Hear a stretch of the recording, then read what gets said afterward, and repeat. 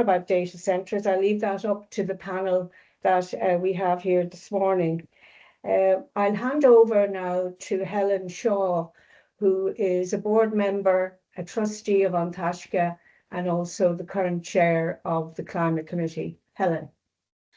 Thanks very much, Terry, and good morning, everyone. I think we've over 50 people in the room and growing by the second. So thanks a lot for giving us time this morning. What we're trying to do in these sessions is to share information, but also to have conversations which are critical to where we are in our contemporary story of both protecting the environment and meeting our climate goals. And in this first of this series on data centers, and we need to talk about data centers, we're bringing together a group who can stimulate that conversation, who have their own expertise and research head around this. But also we know in the room with us today, there's a lot of people who also have shared information. So do add your comments to chat, your questions to Q&A. And Valerie Vetter, who you heard at the top telling us about the recording, will help us with the Q&A as we go through it. So in the room today, I have 4 people who I've been working with on this topic. And in many ways, we know some of the headlines. We've 121 operating data centres in Ireland, consuming vast amounts of resources. By 2030, we know that 1/3 of our electricity will be used by data centres. But equally, there's a lot of other things going on, including water. And that's one of the things we're going to talk about today. So within our spectrum about the benefits that we have from such a huge sector in Ireland, we know, in a sense, the growing impact of artificial intelligence and AI, in a sense, being such a big part of the tech sector. And whether we like it or not, we're all being sucked into using it every day. So data centers as something has grown rapidly for us since 2015, and we've seen this vast growth since 2015, now in a sense looking at an 8-fold increase in 8 years. So we're growing, but have we actually figured out what the costs are? So within the panel today, I have Phoebe Duval, who works with us here in An Taisce as a Senior Planning Environmental Officer, Professor Barry McMullen, who's with me on the An Taisce Climate Committee and is himself, an expert in engineering, computing, but his work has looked at complex systems and how they are applied to societal change. We've Dr. Patrick Brodie from UCD looking at this at the political ecology of digital infrastructures, what that big tech sector is having in terms of an impact on us. And then Dr. Elaine McGough, many of you would know as our head of advocacy and a key voice for us and a leader in An Taisce. So within this session, we're going to invite people to share their thoughts and also leave room to have a conversation and time for Q&A. So do put questions and answers into that Q&A button or the chat room if you want to share thoughts. And I'll come back and look at that with Valerie and we'll try and bring people in. But I'm going to start our conversation with Phoebe, because Phoebe has not just been part of the thinking of the position paper, she's also leading in many of the ways in which An Taisce is looking at policy and planning issues. So as I say, Senior Planning and Environmental Officer at An Taisce. And Phoebe's been in that role for nearly 7 years, but working with us on her focus is the full implementation, enforcement and improvement of national and European environmental law and policy, particularly as it applies to planning. And Phoebe's been looking at some of the challenges of data centres, the growth issue in terms of energy in Ireland, and as I say, has been a key force in the development of the position paper that Terry mentioned at the top. Phoebe, I'm going to ask you to take us through your ideas on this. Great, thank you, Helen, and thank you all for being here with us today. So I'm just going to give you a bit of an overview of data centers and their energy use. And of course, we live in a digital world. The use of data is completely baked into our lives now. So like everything else, all of our activities, that needs to take place within our planetary boundaries, including our emissions reduction commitments. And the current rate of data center expansion in Ireland and the the massive increase in their energy demand is really not aligned with that at the moment. So why is that? And like Helen said, there are about 120 data centers as of 2025, with the majority concentrated in Dublin. And they're using huge amounts of power, as you can see here. And this demand is increasing extremely rapidly. So they've gone from using 5% of our electricity in 2015 to 22% in 2024. And we should be getting the 2025 numbers relatively soon. And as Helen said, EirGrid's predicting that this could rise to 30+% by the end of the decade. So just for some context to really give you a sense of what this means practically. In 2024, data centers use more power than all urban households in Ireland and more than double all rural households. And you can see here that if we do hit that 30+%, then they will be using more than all households combined. And to put Ireland in context, data centers used 18% of our electricity in 2022, while data centers in the Netherlands, which is the next largest data center power user in Europe, they use only 6% in the Netherlands. So of course, this all has a really significant climate impact as well, including on our ability to stay within our legally binding carbon budgets, which we'll hear more about from Barry. But this is particularly a problem because the energy intensive trajectory of their development and the increase in their emissions is really undermining progress towards decarbonizing our electricity supply. Because the higher the total electricity demand, the more renewable capacity is needed to cover that and ensure that we actually decarbonize electricity. But critically, the only thing our atmosphere actually responds to is a reduction in cumulative emissions. So if renewables capacity, even if it's growing, which it is, if it can't keep up with new data center demand, that energy is just going to address that new demand. It's not going to address our existing mitigations needs. And you can see here that the SEAI in 2024 warned exactly about that. So similarly, we have research from Professor Hannah Daly in UCC, which really illustrates this issue because, as this shows, between 2017 and 2023, all the new wind capacity that we got on stream was outstripped by the growth in data center energy demand. So it's true that there has been increasing concerns about the impacts of data center use, particularly on grid capacity, on our emissions. And, data centers have responded to that, but has that been effective? So we're just going to take a quick look at a couple of examples of that. So based largely on the constraints on our grid capacity, many recent data center proposals have included plans for on-site gas-fired power generation to provide some or maybe all of that data center's power demand.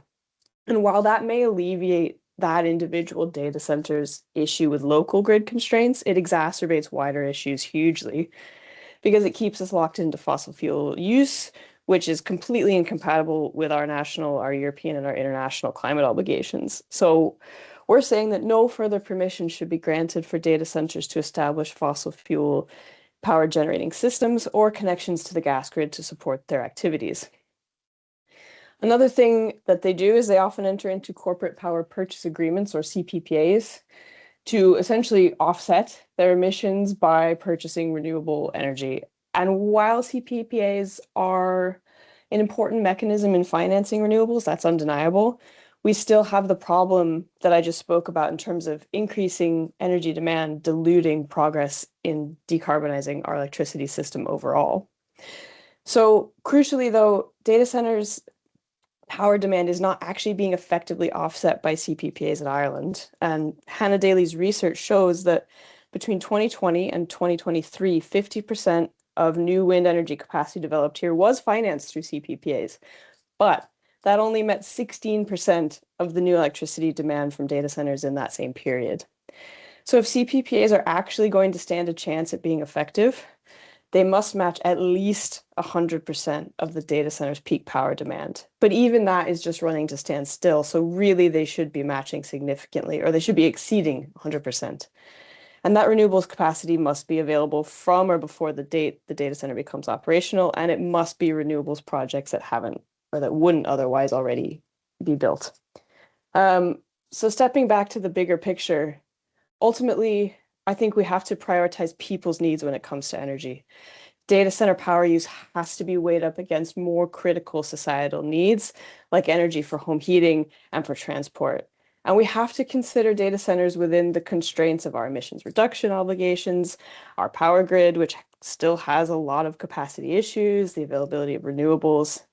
And while the government always touts the benefits of data centers for the Irish economy, it's crucial in my view and in Taisce's view that any consideration of the further expansion of the data center sector has to take into account the real costs in terms of the energy use, the land use, the emissions, local air pollution, water use, impacts on our electricity prices.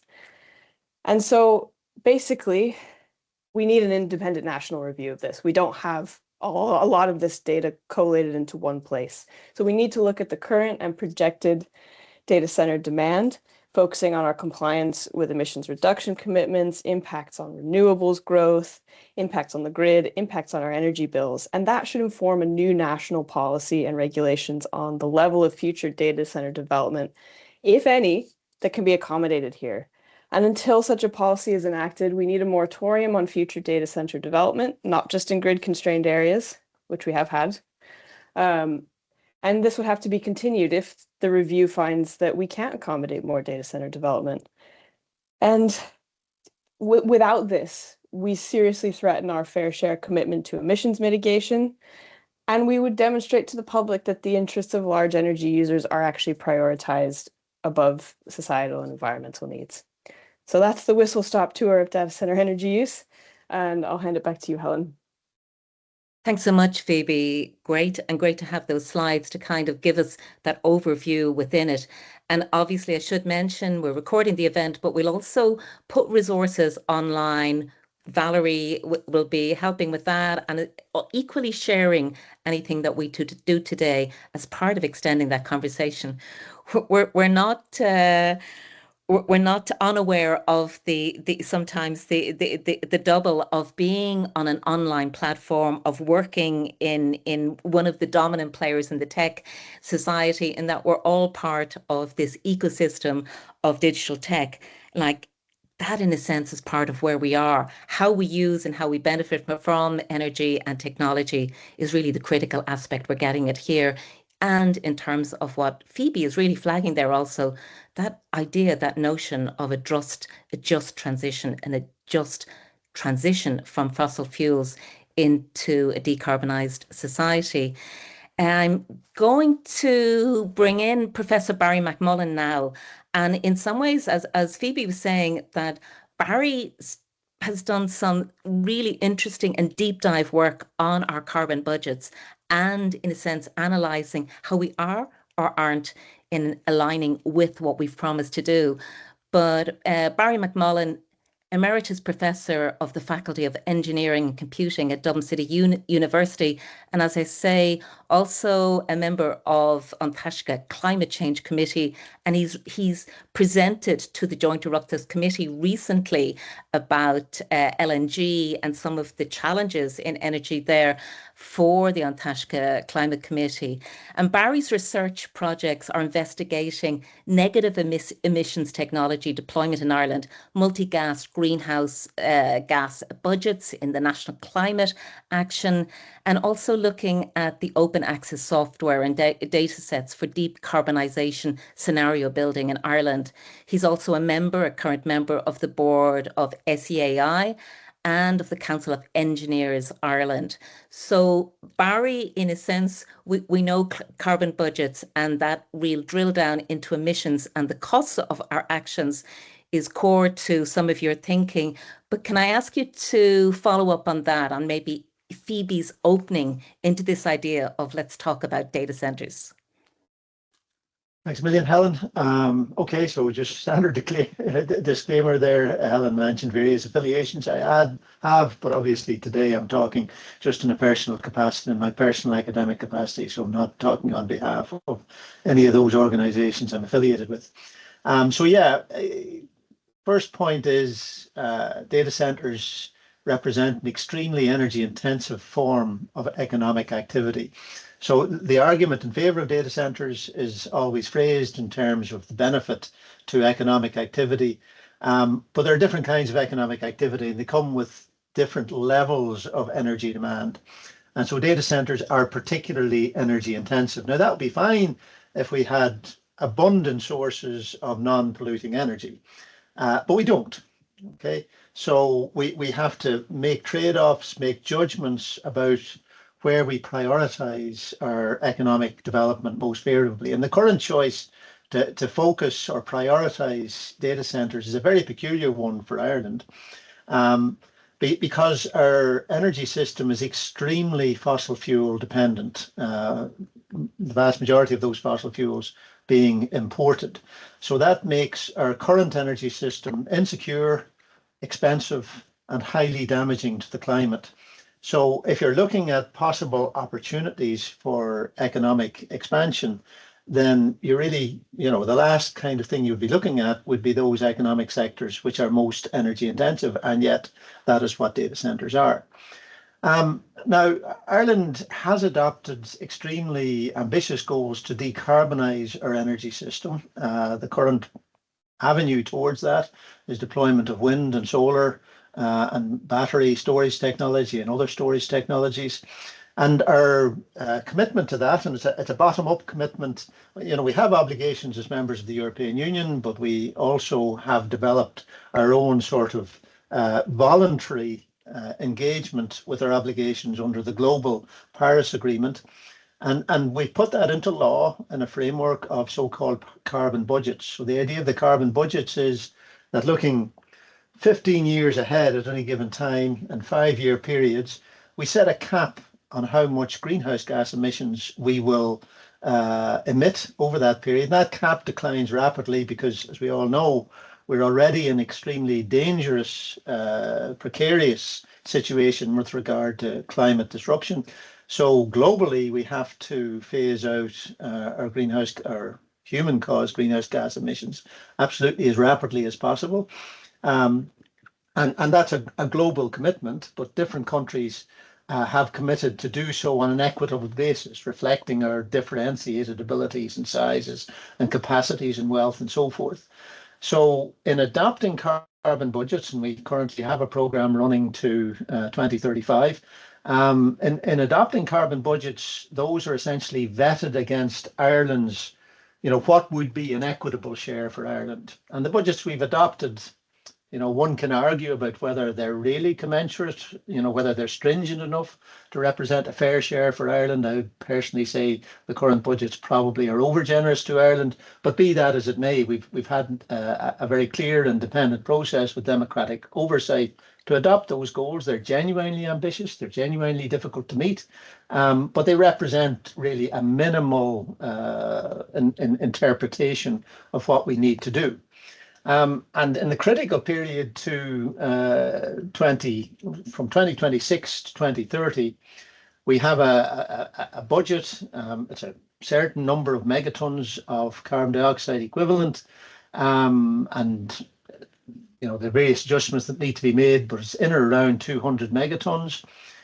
The current projection from the EPA, on the basis of all the government's current policies and all the underlying demographic changes in economic forecasts and so forth, is that the actual emissions will be more like 270 at best, could be as much as 300 megatons.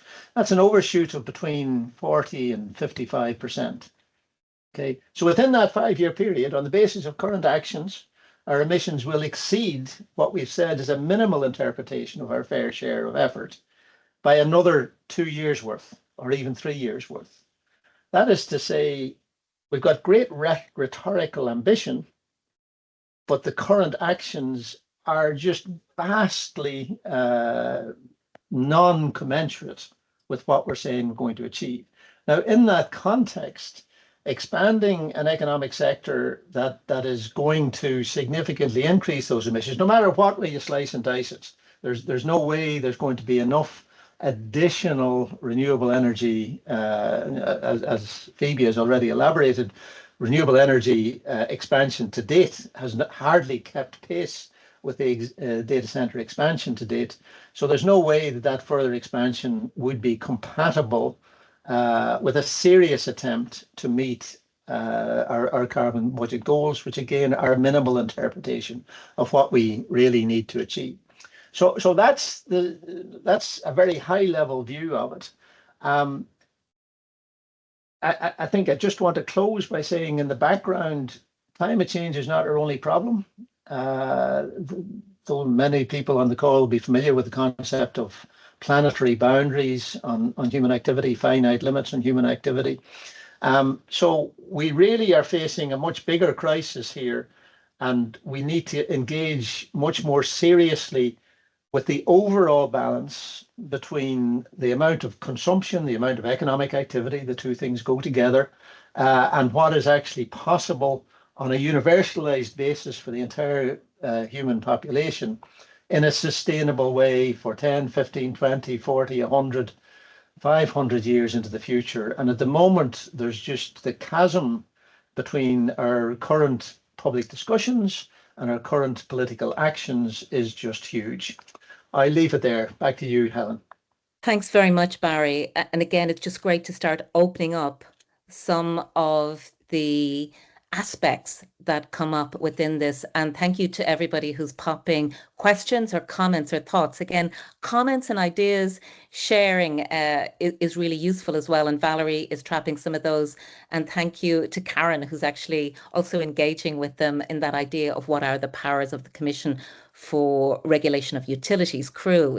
It's in a sense part of that is being reviewed under that legal challenge by 3 environmental NGOs at present through the new changes. So I don't know whether Friends of the Earth are in the audience, but it is really worth flagging that Friends of the Earth have done enormous work in this field in advocacy, but also within data gathering, research, and leading. So really, anything we share, we'll also be sharing what they're doing, and we're more together. So, the 3 NGOs that are part of that action read the CREW legal challenge. It's quite significant. And in some ways, we'll also, in the follow-up resources, share some of that with you. But what Barry there is expanding and taking deeper from what Phoebe opened with is that real implications of what we're doing in terms of the long-term impact on our ability to meet in any form our climate act from 2015.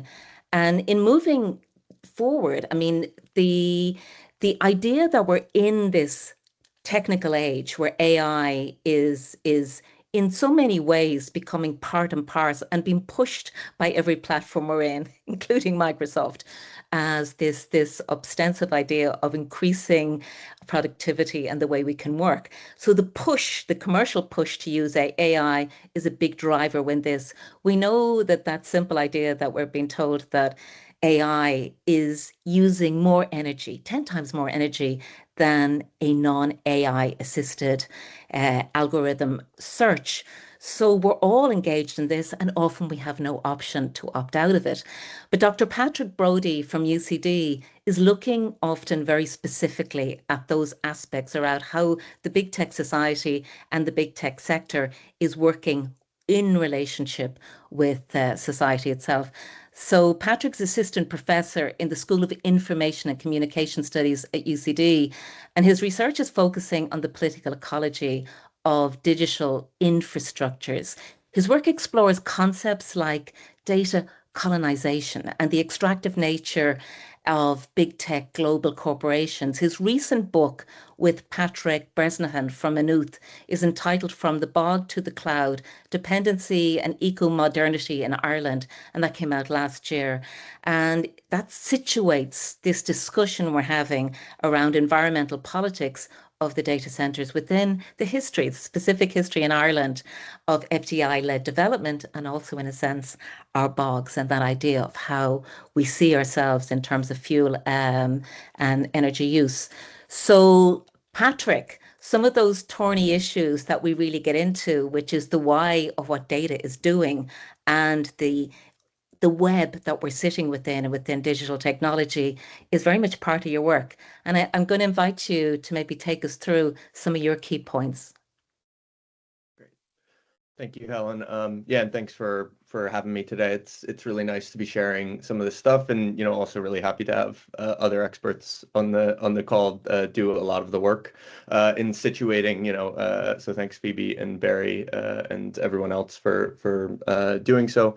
I'm going to zoom out a little bit, as Helen was kind of saying there, looking specifically at the political economy, or, more specifically, the political ecology of tech, and where we're at in the context of specifically AI-led growth, and, where Ireland is kind of sitting in that.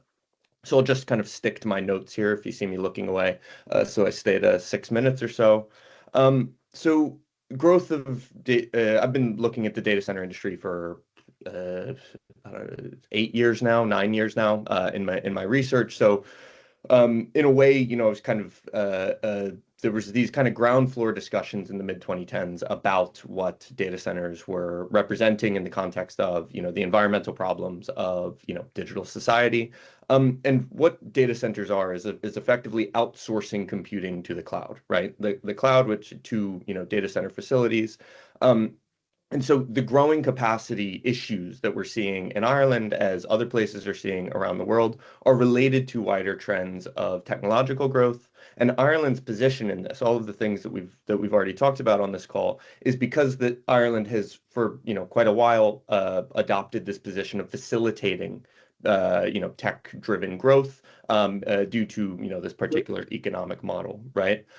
So this is rendered Ireland very dependent on US FDI specifically, and these companies, largely these big tech companies, right? And so this central position of multinational tech in Ireland has meant that this facilitation has led to this, kind of immense concentration of data centers, right? Again, Ireland is an outlier in the world in the context of the amount of electricity used by data centers.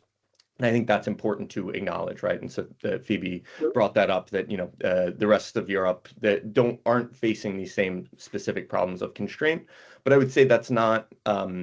It might be coming, let's say, right, for the rest of Europe, for other parts of the world. But Ireland is sort of maybe a canary in the coal mine in a sense, because of this position of particular big tech-led growth here.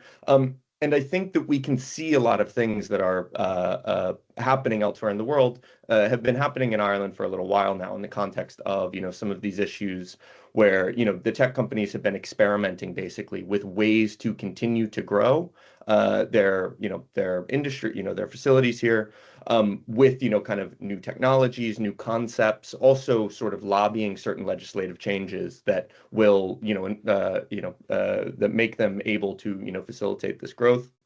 So, for example, what Phoebe was talking about in the context of data centers, building on-site gas power plants, basically to facilitate off-grid computing. This is something that is it's happening elsewhere in a way, but I'd say that Ireland was this place where they were able to kind of adopt and experiment with these types of technologies because of the grid constraints, right? So because of these constraints, you're seeing companies find creative ways to get around, even the existing regulations, right? So in spite of the de facto moratorium in Dublin in 2021, the state's support for the sector specifically has not stopped, right? This is in successive, sort of strategy documents and things like this. The state has, kind of successive governments have maintained support for the sector in spite of, these constraints. As Barry was kind of suggesting there isn't really a serious discussion happening, right? It's sort of, well, we have to make sure that the sector continues to grow in spite of the fact that it is, the grid is basically incapable of handling it in this very basic sense. And so in this context where, we've had a lot of the kind of tech lobbies been, very publicly unhappy with Ireland and, these constraints on data center growth, we've seen a series of policy and legislative changes, kind of coming down the line over the past couple of years, which, are basically undoing this de facto moratorium in Dublin and putting the conditions in place for further data center growth, right? There's different planning bills in the process. There's the private wires bill, which I would be happy to discuss maybe further, just to get through the overview here. There's also the LEAP kind of policy framework, I guess. And what these are basically doing is removing barriers and also deepening integration of these companies into Ireland's energy system specifically, because the idea is that this is a twin transition. We're having a win-win where digitalization is actually going to support decarbonization, even though, as Barry was saying, basically all of this has shown that it's undermining decarbonization in any kind of meaningful way. And just to add the AI bit here, this is where I'll kind of make my last couple of points. with AI and the associated competitiveness agendas, driving not only AI adoption across society, but its industrialization. The industrialization of AI is going to look like expansion of data centers, further expansion of the computing needs for AI-led, economic activities. And so the Irish state, as with pretty much most other states on the planet, especially in Europe, is positioning itself to build off of whatever competitive advantage it has in this context. This is both, kind of largely coming from European AI agendas. So what Ireland is able to do is, the competitive advantage that Ireland has is we've got all these data centers, we've got the tech economy. So this is the context of this sort of deregulatory push, right? Is that we need to take advantage of this existing close relationships with, US companies and acting as this kind of investment platform into Europe, make Ireland this kind of at the very least in the way that the state is kind of positioning it, it's an infrastructural hub for AI growth, where we can both sort of accommodate US expansionist AI ambitions, as well as Europe's strive to develop a domestic AI industry. Right, Ireland is kind of a crux point for that in a way that I think is important to pay attention to. And this drive for AI competitiveness and all of the associated, geopolitical and security and, everything where this kind of comes into, these have, and there's been a lot of research on this, again, happy to discuss this more. These have superseded the green decarbonization, sustainability agendas of energy transition by and for, this kind of AI-led competitiveness, right? This is happening in Europe. It's also, we're seeing it kind of run down into Irish specific policies, obviously. And this is in the wider context of a declining interest in these climate imperatives by the industry. Big tech is removing a lot of its climate ambitions, at the very least, knocking it down their agenda. For example, Google, sort of getting, and Microsoft, I think both, sort of at the very least lowering their decarbonization plans.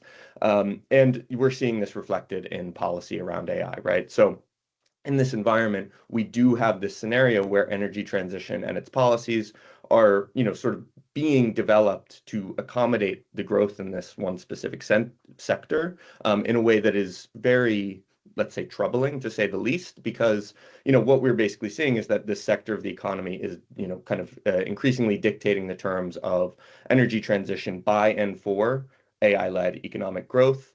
And again, we can think of many examples of, even public discourses around this. We need to get offshore wind over the line for data centers, as Micheál Martin said in an address in New York last year.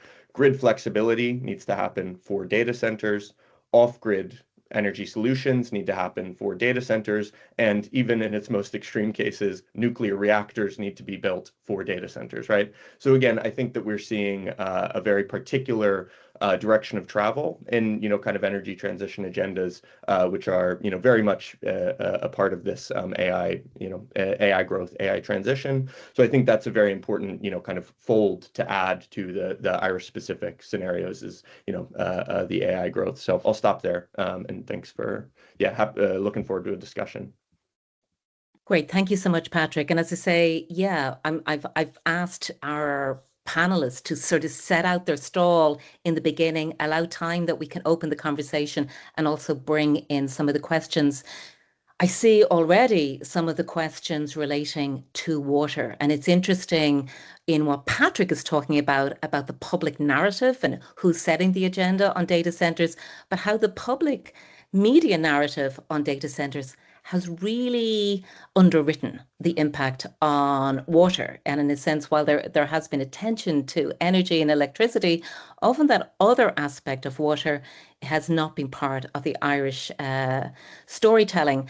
And within this, I mean, we see already several of you raising your own concerns about what's happening in areas in terms of water extraction. And Dr. Elaine Goff, Head of Advocacy here at Taisce, is obviously somebody who has particular expertise, knowledge, attention, and passion around this area. I mean, Elaine has a PhD in freshwater ecology and an advanced diploma in planning and environmental law. And like Phoebe, she works to see national European environmental law implemented, and often on behalf of Taisce uses the law to secure that for the benefit of the public good. And Elaine's work has often been around defending the quality and life of Irish waters and rivers against pollution, nitrates pollution. And her work's had profound impact in that policy setting story. I mean, Taisce is legally challenging the nitrates derogation renewal, and it's seeking a judicial review of the 6th Nitrates Action Programme, among other things. And Elaine, water and data centres is something that you've been looking at. Yep. Thank you so much, Helen. As you say, generally, when you hear discussions about data centers, the main concern is energy. And I mean, rightly so. You've heard from all of the others, they're absolute beasts in terms of their energy consumption. But there is obviously another consideration which often flies under the radar, particularly in Ireland, rainy Ireland, and that's water use. Data centers are not only power hungry, they're also incredibly thirsty, because the consistent running of the IT servers, it generates a lot of heat, and you need to actively cool those processors, because if they overheat, they fall over and the systems collapse. And this is often done using systems with cooling towers that distribute cool water to computer room cooling units, a process that can use vast quantities of water. Now, how much water are we talking about? This is where it gets a little bit difficult, because there seems to be there's a lack of transparency, shall we say. So reporting that I have read would say data centers can use from about 500,000 litres of water a day to up to 5 million litres of water a day. And just for contrast, in an Irish context, the standard household would use 345 litres of water per day. So the data centre, at the minimum, it's using enough water for 1,500 houses. At a maximum, that's over 14,000 households worth of water per day. And there are many cases that I'm seeing, particularly in America, there's quite good reporting on that, where in states like Oregon, California, Georgia, there is immense community opposition to data centers. And it centers on water use over and above energy use, because people's wells are running dry, their water is dirty, their rivers are dying. Since the establishment of these giant data centers in their neighborhoods, it's a really serious problem there already. Now, there have been advancements in cooling technology in recent years, and air cooling systems can draw cooler air in from outside to cool the processors, which can result in water reductions. Like they can basically rely on the air outside instead of relying solely on water. Now, the only thing is, in my reading on this, I found some references to how systems that use air cooling can be actually more energy intensive. So while you're sparing the water, you might be paying the cost in terms of the energy use. Now, obviously, in Ireland, we're not known for our hot weather. I mean, we've done well recently, but we're not generally known for our hot weather. And in contrast to some of the states I mentioned already, Ireland would be relatively well placed in terms of its current climate, and I use that specifically, its current climate, to house these air-cooled data centres. But the one thing to be really aware of, despite these advancements, air cooling methods still rely on water cooling at a certain point. And that point is when temperatures go over 25 degrees Celsius, the air cooling no longer works to cool the servers. And that's when they have to default to their water cooling backup. So obviously Ireland doesn't get that many days over 25 degrees, but that's changing with our changing climate. And one weather station in Kilkenny, for instance, last year had 27 days that were over 25 degrees a year. So this isn't an insignificant problem. And climate change in Ireland is going to bring decreases in summer precipitation, increased frequency, duration and magnitude of summer drought, which will be closely associated with higher temperatures. So while we might be okay for the moment, how long is that going to last for? And the issue is, when we get these prolonged droughts, that's the exact same time that our rivers and waterways come under intense pressure. With low flows and high temperatures, you get deoxygenation in the rivers that can lead to fish kills, fish mortality, and it also exacerbates pollution loads. So there's less water to dilute the pollution that's currently flowing into our rivers, for example, nitrogen pollution. So, and if data centers have direct abstractions from those waterways, which some of them do, withdrawing upward of 500,000 litres a day could really, really exacerbate that drought circumstance. And similarly, if they rely on potable water, which some of them do, they get their water from Uisce Éireann. Those periods often coincide with hosepipe bans by Uisce Éireann. And like Ireland is not generally known as a water-stressed country, but it's worth bearing in mind that the majority of these data centres are in the greater Dublin area. And the greater, which sources about 85% of its water from the River Liffey from just one source. It's been consistently at capacity or over capacity, and Uisce Éireann have been sounding the alarm on this since 2024, saying that the demand for water in the Greater Dublin area has increased beyond sustainable supply levels.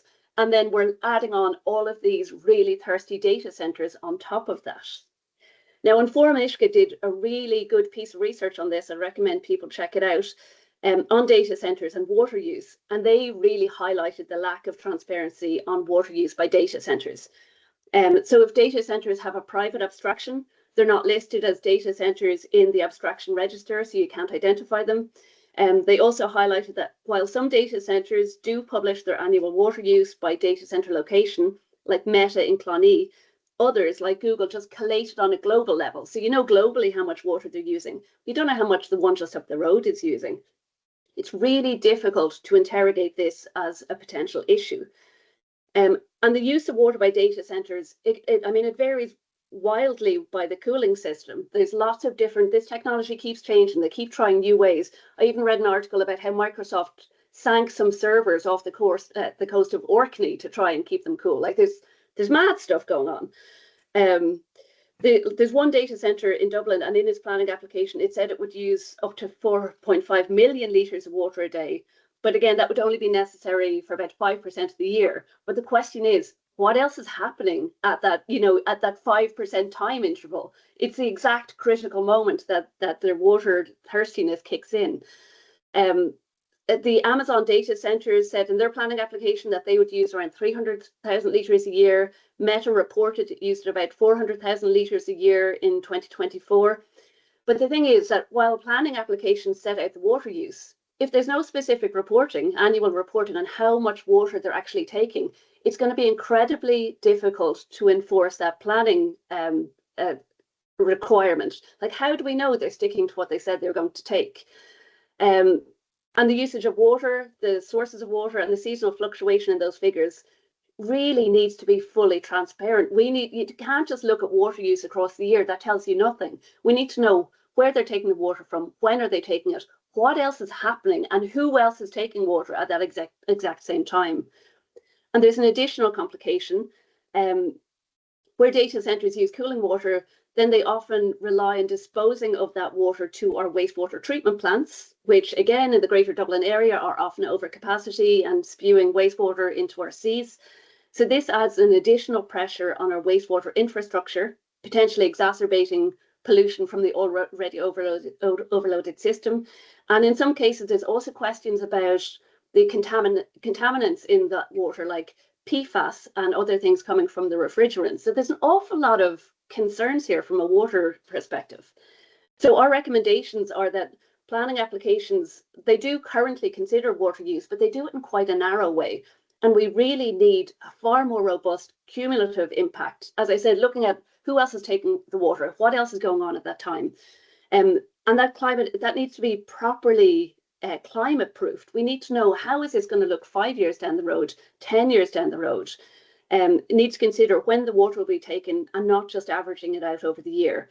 And those private abstractions where they're taking water directly from the groundwater or our rivers, they really need to be subject to the same rigorous assessment, and they absolutely should be labelled as data centres in the abstraction register so people can interrogate this.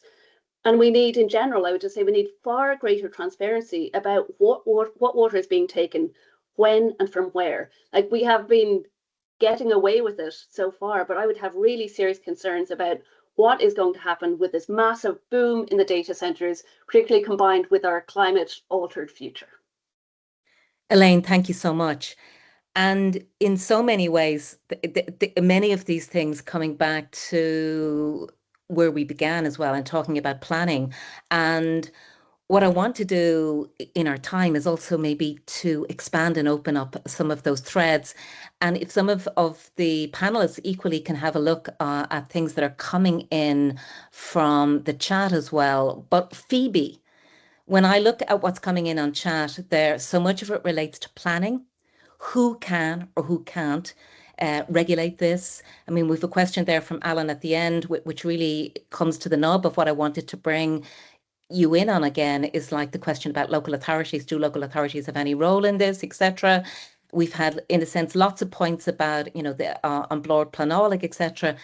But Phoebe, one of the things that we're seeing is that, and we really perhaps need to underscore this, is that the planning regulations are changing in a way that many of our assumptions about how these decisions can be interacted with by the public are altering and changing. I mean, just to pause for a second on that, the Commission, we mentioned it earlier, the Commission on Regulations of Utilities, on CRU, on these new rules from the end of the year on data energy generation, which allows fossil fuel to be used to support the expansion of data centres and data centres growth. And that's what's been legally challenged by the three environmental NGOs, Friends of the Earth, Friends of the Environment and Client Earth. And it's worth underscoring that under these new rules, data centres will be connected if they supply as much energy to the network as they take out of it by building or contracting energy companies to build power generation on site. So i.e. they can have fossil fuel generation, and for the first 6 years that extra generation of electricity can be fossil fuels. You know, the idea of where we're moving into this, and Hannah Daly, you know, Dr. Hannah Daly has been really clear in the public on this, is that we're not just allowing fossil fuels to become part of the story, we're underscoring our national dependency on fossil fuels, that growth will be linked to it. So CRU's position, you know, is saying we don't have the legal authority to regulate emissions. That's not our gig. We're here to evaluate energy. So in some ways, that's the absence, and that's part, I suppose, of that challenge. But looking at this idea of planning and the new planning regulations under the Planning Act, which is still being implemented, what do you see as being some of the challenges here and how we intervene with this on a planning model? Well, I think it's a really sticky problem. And as it kind of also in a big way comes back to policy, and as Pat really clearly outlined, you know, the assessment of data centers in the planning process, as Pat said, policy is very favorable to data center development. So all the assessment that's going on by local authorities on Comisiún Planálaigh, that's all happening under this policy umbrella that's for the most part pretty uncritical of data center impacts. So just to give an example, the government statement on the role of data centers in Ireland's enterprise strategy, that's literally what it's called. That's kind of one of the key policies for data centers, and it does set out some criteria for what it deems to be sustainable data center development. But I mean, the name says it all. It's about data centers as part of the enterprise strategy, as part of the economic strategy.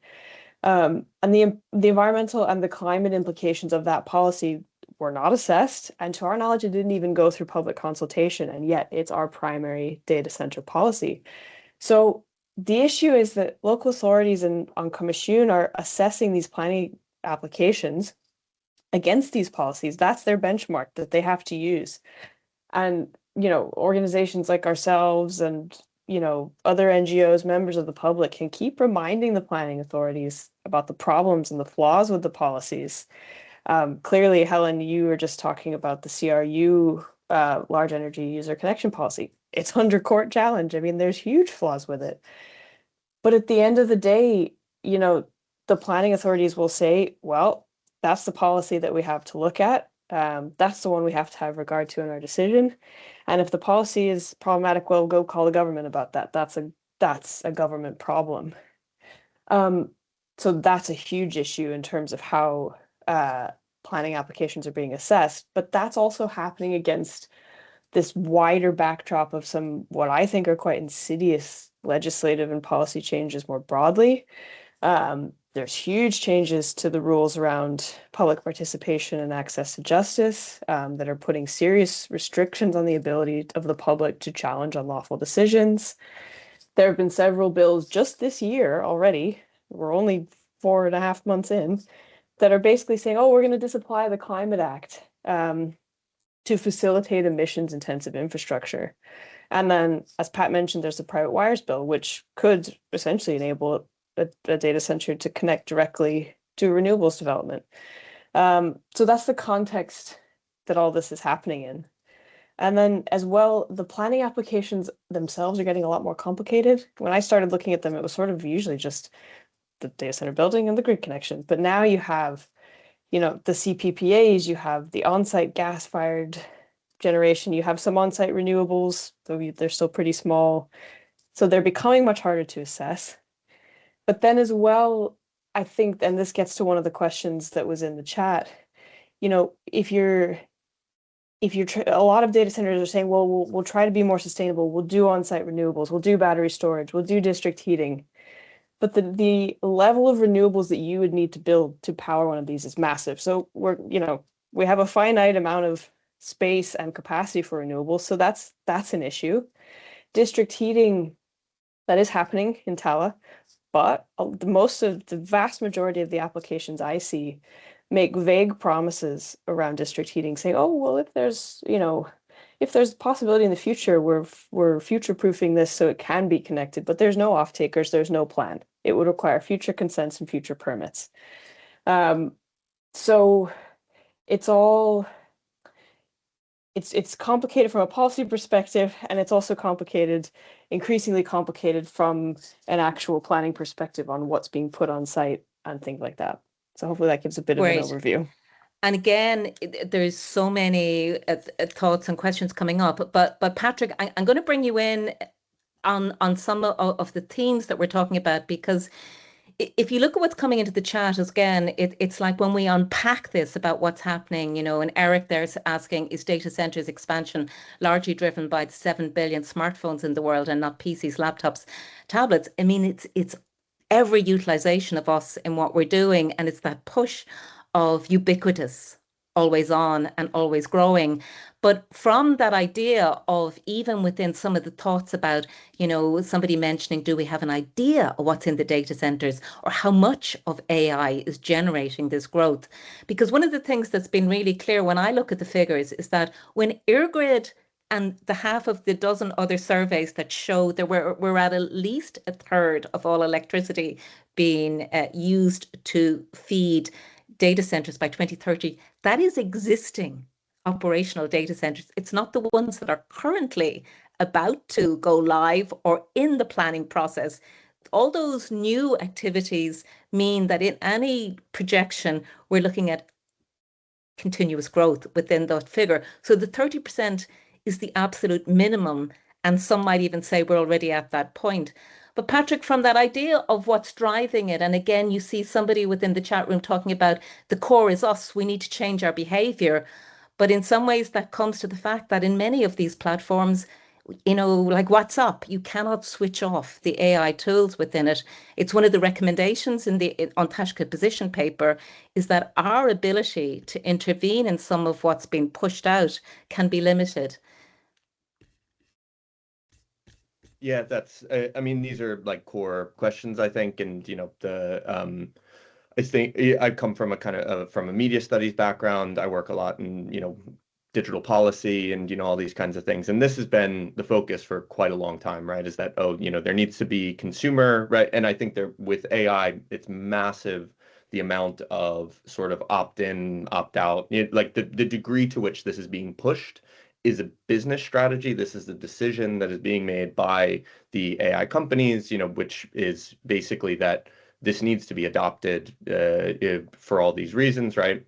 Their arguments, and that we then see parroted, are this is about productivity gain, right? You know, one worker will now suddenly be able to do so much more because you can do all these things, right? You know, and again, I'm not going to spend a whole lot of time going into why that's all like almost apocalyptically bad, for for work, for the degree to which the this just leads to a scenario of just unfettered, technological growth by and for these companies, right? But what I will say is that the kind of at the core of this is, folks are asking about like, oh, is the smartphones, right? It's data center expansion. The cloud business model does begin basically with smartphones, right? We're looking at like 2007, 2008, the iPhone, we see this kind of expansion. And that, sort of the cloud business model is also being expanded in the context of AI, right? And so as you mentioned, Helen, like, the amount of electricity required for an AI command versus a, basic, even like social media or streaming or whatever is vastly higher because of the computing that goes into, the kind of model training and all these kinds of things right behind it. So I think that's important is that, even basically the way that AI is grafting onto the kind of everyday usage is expanding energy use no matter what. And I think that it's very, very important to recognize that this is about demand control by the companies that make these technologies, right? And this goes into your everyday consumer demand, where these platforms are designed to be addictive. They're designed to keep you on them. Even ChatGPT is literally designed to give a feedback loop to keep you on it, right? Whether you're a student, cheating on your essays, or you're somebody who's using it to work more efficiently, right? Whatever. I mean, which I guess you could say is both. Whatever. I'm a lecturer, so I can't support the use of it in any way. But it's I think that the way that these are designed to keep you on it is key here, right? Yeah. And you see that kind of business strategy go into even the way that they push and they lobby for this adoption, where they say your countries are going to be, much more competitive and productive if you adopt AI. And this is a Microsoft line. They say that basically you need to adopt this at, your kind of national scale, at, EU scale, in whatever capacity, or else it is your fault if this bubble bursts because we've invested everything into it, right? Yeah. So I think that this is the key thing here, right? Is keeping in mind that this is a business strategy, that this is about demand control by the companies who are designing and implementing these technologies, where it's important for us to recognize this and, make ethical consumer decisions wherever possible. But it's also that this is not something that can be solved by, sort of throwing your smartphone in the ocean, it's I think that this is, and pretty in important to some ways recognize. it comes back to policy, as Phoebe is saying. I mean, we had someone at the beginning of the chat also talking about and we've seen this in other countries, but France being mentioned, where there's a move away from Microsoft for government use. Why is France ditching Microsoft Windows for Linux? And that's also happening in some of the Nordic countries as well, that there's a sense in which the tie-in, particularly in the Irish state, because of our relationship with the big tech sector and the multinationals, is so close. So, I mean, somebody asked in the chat room earlier when they were talking about like the upside, and that we would bring in maybe some of the benefits within that. I mean, there's a really good fact sheet by Karen Walsh from the Oireachtas Research Unit, which has a lot of the up-to-date data around this. And she uses the figure that about 1/5 of Ireland's corporation tax comes from the tech sector, equivalent to about 4 billion. But in some ways, I suppose, like what many of the conversations here are getting to is, unless you do a cost-benefit long-term analysis of both the cost and benefit, and the cost including the impact on some of the limited resources you have and other strategic goals, including the socio-economic environment, you can't really look at like that within a narrow about corporation tax. But that's kind of the figure they're looking at, which is about 1/5. Obviously, pharmaceuticals, huge with us as well.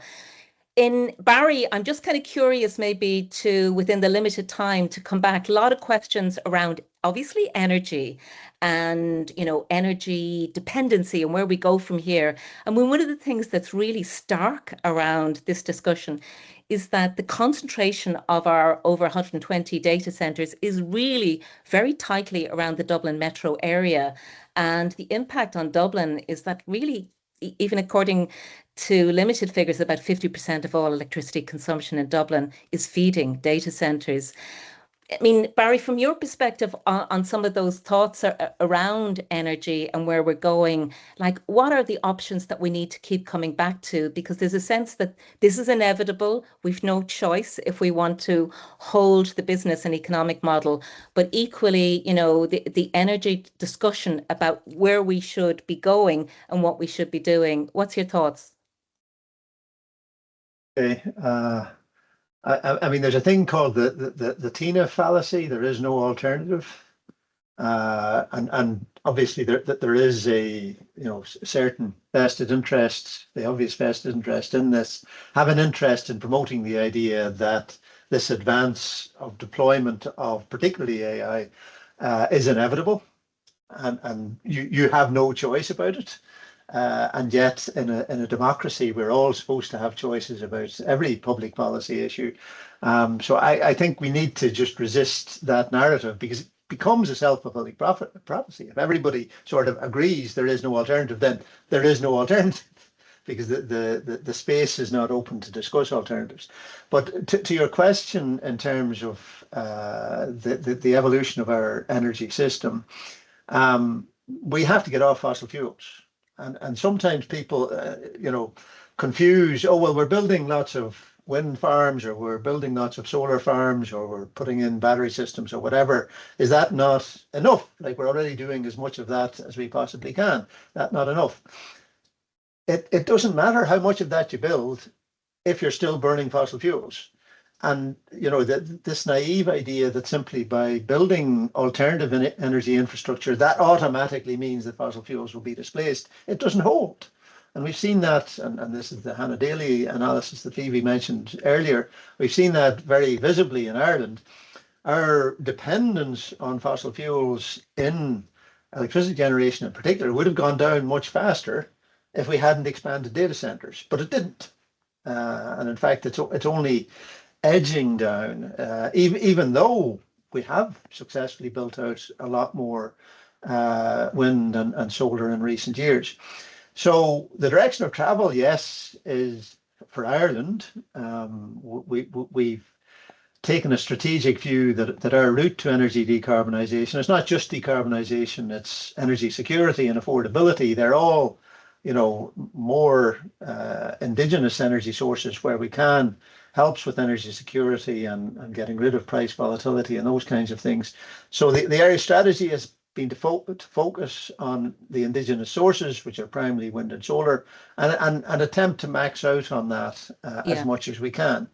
And we're going a certain way in that direction, but it's not nearly fast enough. So if you expand energy demand at the same time, it's like trying to run down an up escalator. You're just running as hard as you can to stay in one place. I mean, Thomas Rudden there in chat is bringing in that very point, and many of you mentioned it, is that consumption remains the story.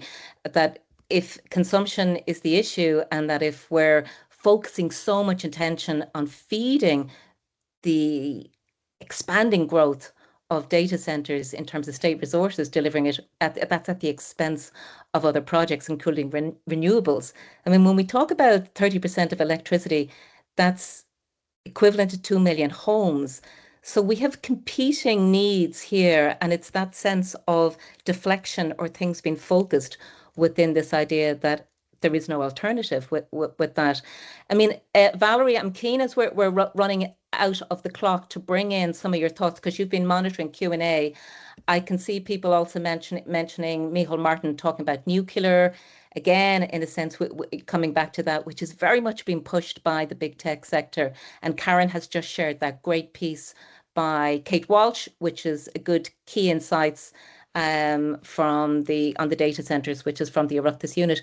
Valerie, on questions that we can bring in? Yeah. So, I mean, the way you've beautifully managed it, Helen, is that like to kind of move around the themes, because there are some people that have actually elaborated really nicely. I would recommend that people have a look at the chat themselves, because some of the people that have joined the call have added in a lot of different resources and information in there as well.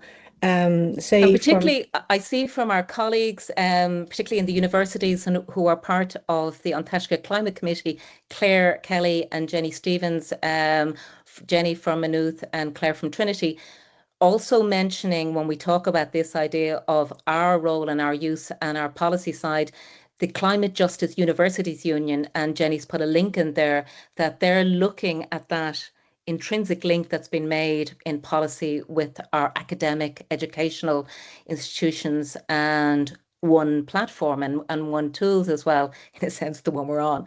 But it's worth looking at that. And also, you know, that Rosie is there from Friends of the Earth. And again, that's really something we'd like to bring home, is that, you know, we're part of Stop Climate Chaos, and we're all collaborators and partners, colleagues within knowledge sharing within this. So there's a link Barry's put in, the Friends of the Earth link there to the case that's happening. And Rosie has also put her own link in. So if people want to have a look and see that, about like groups they're putting together on advocacy. They've also got a great factual page on their website around current and up-to-date data. Any other questions we haven't been able to get into the weeds of? Maybe, just Helen, just one that I just saw there that was about the actual activity of the data centers. You know, it's about the dead matter. It's about there's a lot of data that's useless. And there was a question around, does anyone know how much of that is spam and advertising and AI, and it's, you know, all of the stuff that people store. It's kind of an interesting one, the proportion. And I know you did work on that as part of the policy paper. We did. And obviously we'd be the first to say, Terry said at the beginning, you know, we need to update. This is a moving, vibrant, dynamic field and that. But certainly there's this distinction between dark and obsolete. And in a sense, I think we all in our heads know that we've a lot of stuff sitting in the cloud, and we're all in that environment that things are being shoved, and often at very low cost, into that environment. So there was a figure that was used, which was that as much as 2/3 of what's sitting in data centers will fit into some aspect of not used very often, and some of it being then dark, in that it's actually, you know, completely dead. There is that idea of how policy, and that's happening in other areas, can enforce better efficiency by data centers and what they use. But there is almost a push to keep putting more stuff there, use more electricity. One of the things that it's worth maybe just bringing into the room, which is very much part, we're all very focused on cost of living and the cost of energy now. And that within that, you know, data centers, you know, have a cheaper cost of supply. Big energy users are paying really less. I mean, householders paying double what a data center would pay in terms of electricity supply and network charges. So they're benefiting from a lower cost, which almost incentivizes increased use, and for us then to be putting more stuff there. So that's circular activity of almost what Patrick is talking about, the commodification, the market of big tech. So within that, Elaine, I suppose from your perspective, in terms of some of the thoughts that came in there on water, there were some specific questions about places and data centers that are coming up within that. I don't know whether you've had a chance to look at them, Elaine, on the water side that had ended up in chat. People were talking about the Barrow in Kildare, and also we know so much about spring water there. But from your perspective, any thoughts on that? I haven't been keeping track of the chat because I'm concentrating on this discussion. Was there a specific question in there, Helen, to save me going to look myself? Yeah, Valerie, do you want to find, have you got that before you, just within water? I mean, basically a lot of a concern in terms of data standards that are emerging there, and how, which is what you're saying, can people find out more information about it? And obviously the aspect around one specific question about, do we know where the water used by data center goes? You kind of referenced it in your chat, that obviously it's also a hit within the wastewater system. I can read out the question for you, actually. A question from Art. Seriously concerned about water usage in the River Barrow. With all these new data centres in Kildare planned for up to 2030, there's an expectation that water will be supplied by the river. It will be, and at the very earliest 2035, before any coupling will happen with the Shannon. We already see the water level drop with existing usage. Information seems to be impossible to gather regarding quantities of extraction from the river. Yes, that's exactly what I kept coming up against, both when we were writing the policy position and then doing more research for this talk today. It's really hard to say, because when it comes to things like nitrogen pollution, the EPA do an amazing job of saying X, Y, Z are the problems. When it comes to data centers, it's much harder. So my answer is going to be woolly because I just can't get that data. It's really difficult to say X data center is taking X amount of water every year. They're taking it at this time of year, and this is where it's going. So some of the data centers would have discharge licenses directly to the water bodies. Some would be going to wastewater treatment plants. But the thing is, it's really, really hard to know. So, and the Barrow, I mean, obviously the Barrow would be of huge concern because it's an SAC river. It's like highly protected. It's one of our most beautiful rivers in Ireland. So you are right to be concerned, but I can't give any specific answers because it's incredibly frustrating for me. I can't find that information. So I'm not much use to you, only to share your frustration and to say that your concern is valid. Great. Valerie, anything that we're missing critically there as we're coming up to the close on your Q&A?